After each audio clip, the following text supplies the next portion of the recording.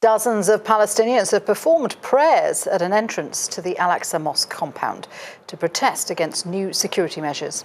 Israeli authorities installed metal detectors and surveillance cameras after a gun attack on Friday. 2 police officers and 3 Arab Israelis identified as the attackers were killed, and the site was closed for 2 days. Worshippers say they'll pray outside the mosque until the security measures are removed. Professor Sami Al Arian is a civil rights activist and writer on Middle Eastern affairs. I spoke to him earlier and asked him about the Palestinian reaction to the new measures. Well, first of all, we have to understand that Jerusalem is under occupation, and it's been under occupation now for more than 50 years. There isn't a single country in the world that recognizes Israel's sovereignty over Jerusalem. And secondly, people who are under military occupation have the right to resist their occupiers. That's enshrined in international law.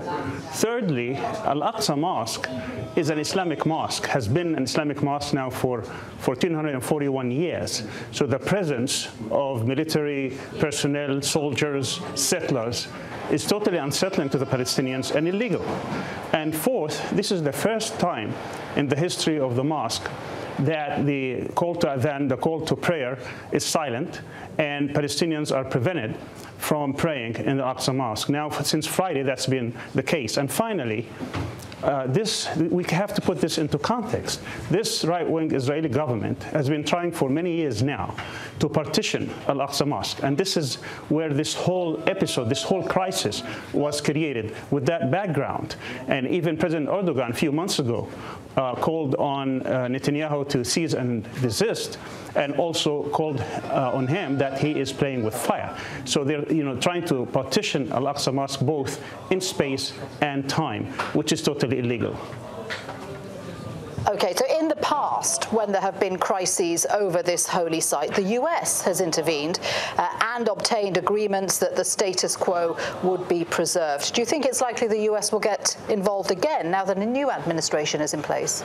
Unfortunately, the current administration has totally sided with Israel in every single case. I'm not very optimistic. Obviously, when you have 1.6 billion people around the world enraged about what's happening, and when that erupts throughout the world, I'm sure the American administration would start pressuring Israel to stop their meddling with the holy sites of the Muslims.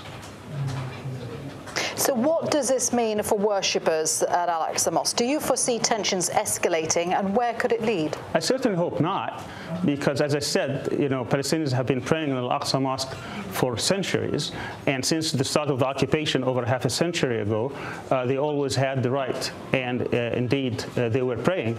This is the first time that they're denied prayers. So if this continues, obviously it will escalate. To de-escalate this, Palestinians have to have full access to the holy sites, and Israeli soldiers and settlers need to move back from the noble sanctuary or the Haram al-Sharif or the Al-Aqsa Mosque.